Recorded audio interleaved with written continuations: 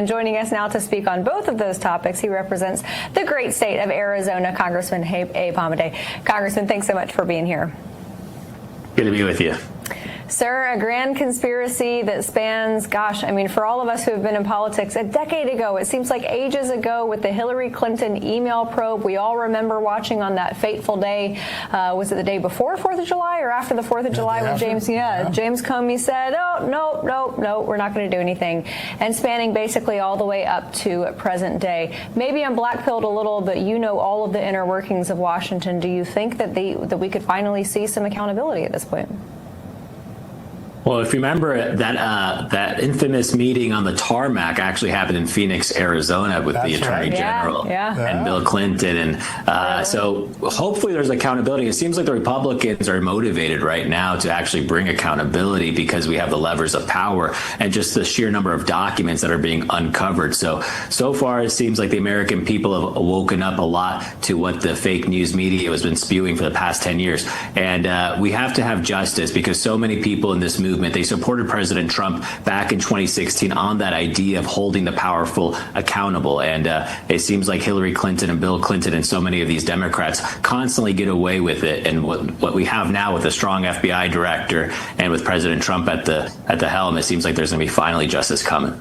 Yeah, so important. I want to get to that incredible letter you wrote today calling for the Fed chairman to resign. Before we do, I just want to ask quickly, one idea that's out there now is to move this to a special prosecutor, perhaps the venue of Florida where the Mar-a-Lago raid and other things occurred. Do you like the idea of a special prosecutor, given how expansive this potential conspiracy case could be?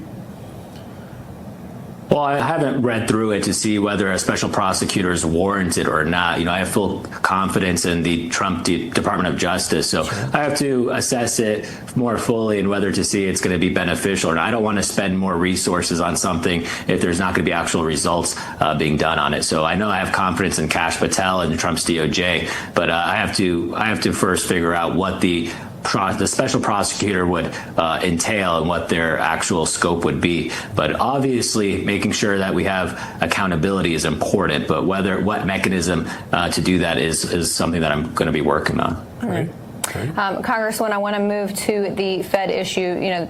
President Trump's economy this time around, it seems to be coming back on a lot of different metrics, but it seems like he blames the decisions made by the Fed, notably Jerome Powell, for any type of drawing down on that, anything that's possibly holding it back. Do you agree? And do you think that Jerome Powell is feeling the heat and therefore might step down? He should feel the heat because for too long, I've been talking to so many Arizonans and so many young people that can no longer afford a home. It's actually so sad what's happening. If you see the average age of a first-time homeowner, it has skyrocketed to over 40 years old. And something that President Trump actually just proposed, I believe, yesterday, which was eliminating capital gains, that would help spur up the economy. And what Jerome Powell is doing as chairman of the Federal Reserve by not lowering interest rates has been a huge hindrance on home ownership. And it seems that Jerome Powell's actions, he's looking at the tariff policy. He thought it was going to have a negative impact, but instead what we saw just last month in June, we saw that the Treasury Department actually had a revenue increase of $27 billion due to President Trump's successful tariff strategy. And I think that's what's so important for Americans to realize. President Trump has a strategy in everything he's doing. He's a successful businessman. He's been president before. He knows the psychology of the leaders of these countries. And what we have is a Federal Reserve chairman who's in charge of monetary policy, and he's effectively curtailing the successes of bringing in this golden age era that President Trump wants to usher in. And on top of that, you have Jerome Powell just a few weeks ago talk about the renovations at the Federal Reserve building, $2.5 billion, $700 million over budget for a building here in the Capitol, in the steps of the Capitol, right across the National Mall. It is despicable to see the gross mismanagement of funds that the Federal Reserve chairman has been doing. So I believe I think he can be fired for a cause at this point. So I think President Trump has the ability and the scope of powers to actually fire Jerome Powell. I'm calling for him to resign before his May 2026 period is up. Yeah. reading your letter and listening to you talk, one of the things that is really become apparent to a lot of the economists I talk to in Washington is that the Fed is actually afraid of growth. Like they try to suppress it and tap it so it doesn't get too large. We're at a moment where this economy could burst out, and the Fed just seems afraid to let that happen. What's the mindset that leaves the Federal Reserve afraid to let this economy reach its full potential? I think they're not used to innovative type of thinking. So for too long, the monetary policy of the Federal Reserve has been trying to manage a broken system.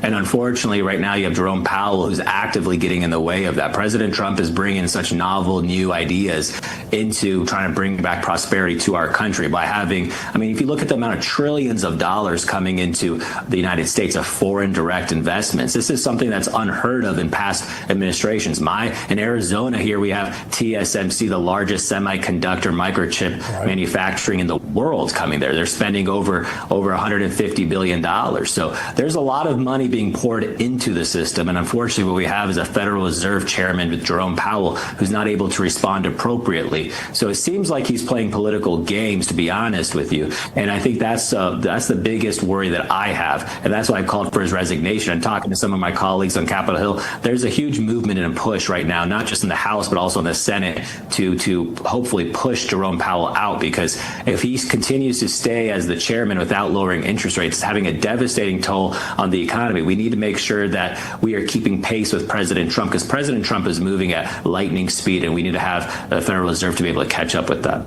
Yeah, great point. Congressman, I have no doubt that you have thought many steps ahead. So if he does step down, if he is fired for cause, President Trump has a lot of economic outside-the-box thinkers in his administration. Scott Bessent, Peter Navarro, Kevin Hassett, a lot of folks who subscribe to a more unconventional way of managing and growing an economy. Do you have a pick?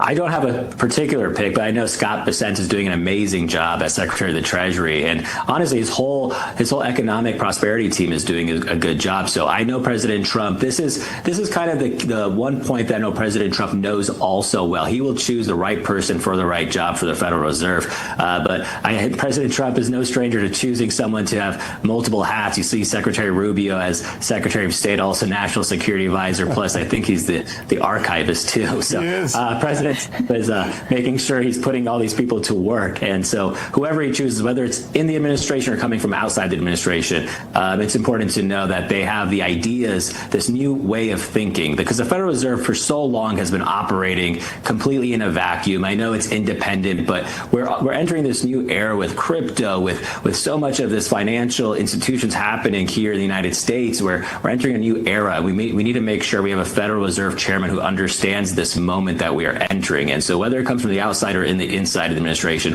I know President Trump's going to have a great selection, because he wants Jerome Powell out. He says he's too late.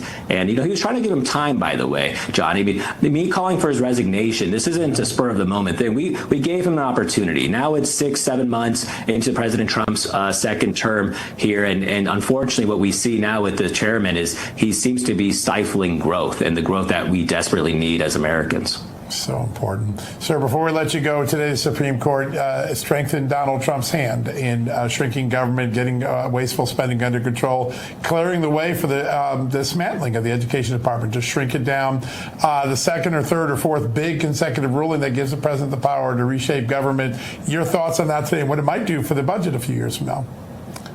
Yeah, absolutely. Well, we know the Department of Education has been a complete disaster since its founding 50 some odd years ago. So shrinking the size of the Department of Education, eventually dismantling, has been always the goal for basically every single Republican president, at least on the campaign trail. And then once they get in office, they haven't been able to achieve that. President Trump with Secretary McMahon, they've been doing a spectacular job fighting it in the courts. And luckily, the Supreme Court has ruled in favor, not just on this, but on so many other ones as well. So it seems like we have the momentum on our side. And I want people to understand that this is not going to hinder education. It's actually going to unleash our education standards, because for so long we've been seeing that these states, they've had collapsing math scores, collapsing English scores, collapsing arithmetic scores. So it's quite pathetic that one of the strongest, most powerful countries in the world is doing abysmal in terms of education. So we need to make sure that the states are given the power and ability and the grant funding to be able to actually educate the students that they know best through direct access with the school boards.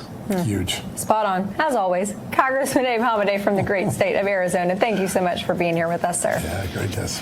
Thank you, Amanda. Thank you, John.